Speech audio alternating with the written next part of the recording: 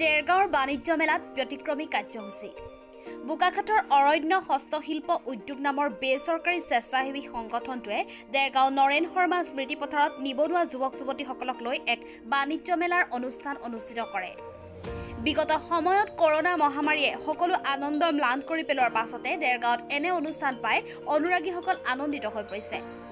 এই অনুষ্ঠানতে সংগঠনটোৱে ছাত্ৰ ছাত্ৰীসকলে মানসিক বিকাশৰ প্ৰতি লক্ষ্য ৰাখি গ্ৰন্থ অধ্যয়নৰ চাহিদা বৃদ্ধি কৰিবৰ বাবে কেইবাখনো বিদ্যালয়ৰ ছাত্ৰ ছাত্ৰীৰ মাজত গ্ৰন্থ বিতৰণ কৰি পুথি অধ্যয়নৰ আন্দোলনৰ এক অনন্য নিদৰ্শন দাঙি ধৰিছে। তেখেতসকলৰ এনে মহান প্ৰতিষ্ঠাক দেৰগাঁওবাসী ৰাইজৰ লগতে বিদ্যালয়ৰ শিক্ষাগুৰুসকল আৰু ছাত্ৰ ছাত্ৰীসকলে শলাগ লয়। অৰণ্য হস্তশিল্প উদ্যোগত অসমৰ বিভিন্ন ঠাইত আমি এনেদৰে গ্ৰন্থৰ বাণিজ্য মেলা অনুষ্ঠিত কৰি আহিছোঁ। গ্ৰন্থৰ বাণিজ্য মেলাৰ লগত অনুষ্ঠিত ৰাখি আমি ছাত্ৰ ছাত্ৰীৰ বৌদ্ধিক বিকাশৰ ক্ষেত্ৰত আমি গ্ৰন্থটো বোলে আগবঢ়াই আহিছোঁ। তাৰেই ফলস্বৰূপে আজি দেৰগাঁও নৰেন শৰ্মা স্মৃতি পথাৰত দেৰগাঁৱৰ 5খন বিদ্যালয় আমি নিমন্ত্ৰণ জনাইছিলোঁ। 5খন বিদ্যালয়ৰ ছাত্ৰ ছাত্ৰী আমাৰ মাজত আহি উপস্থিত হৈছে। তেখেতসকলক আমি গ্ৰন্থ বিতৰণ কৰিছোঁ আৰু আমি আনন্দিত হৈছোঁ যে আমাৰ মাজত ছাত্ৰ ছাত্ৰীসকল বহুত উৎসাহী। তেখেতসকল আগবাঢ়ি যাব।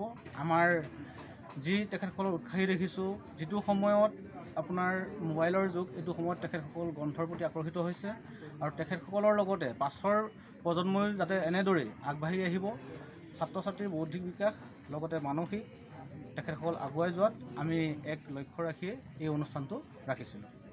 মেলা দেৰগাঁৱৰ নৰেন শৰ্মা স্মৃতি পথাৰত হস্তশিল্প উদ্যোগৰ যি বালিকা উচ্চতৰ মাধ্যমিক বিদ্যালয়ৰ ছাত্ৰী হিচাপে মই খুবেই আনন্দিত। মই চেষ্টা কৰিম এই গ্ৰন্থকেইখন পঢ়ি ভৱিষ্যতে এজন ভাল মানুহ হ'বলৈ। খুবেই আনন্দিত আৰু এনেকুৱা এটা সিদ্ধান্ত লোৱাৰ বাবে খুব ভাল লাগিছে।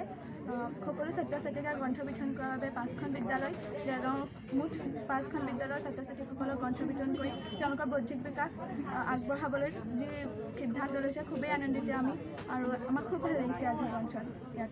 অৰণ্য হস্তশিল্পে যিটো পদক্ষেপ লৈছে কিতাপ বিতৰণ আৰু গ্ৰন্থ বিতৰণ, তোমাৰ অনুভৱ কি? আজি মোৰ খুব ভাল লাগিছে। এই পৰিৱেশত মই অতি ভাল অনুভৱ কৰিছোঁ। আমাৰ স্কুলৰ শিক্ষক শিক্ষয়িত্ৰী আৰু বাকী স্কুলৰ শিক্ষক শিক্ষয়িত্ৰী সকলোকে ধৰি পেলাই ছাত্ৰ ছাত্ৰী সকলোকে মই ধন্যবাদ জ্ঞাপন কৰিছোঁ আৰু এই ভাবোঁ যে মই এই গ্ৰন্থখন যাতে মই পঢ়ি পেলাই মই নিজৰ জীৱনটোত কিবা কৰিব পাৰোঁ আৰু চবৰে মই শুভেচ্ছা জনাইছোঁ।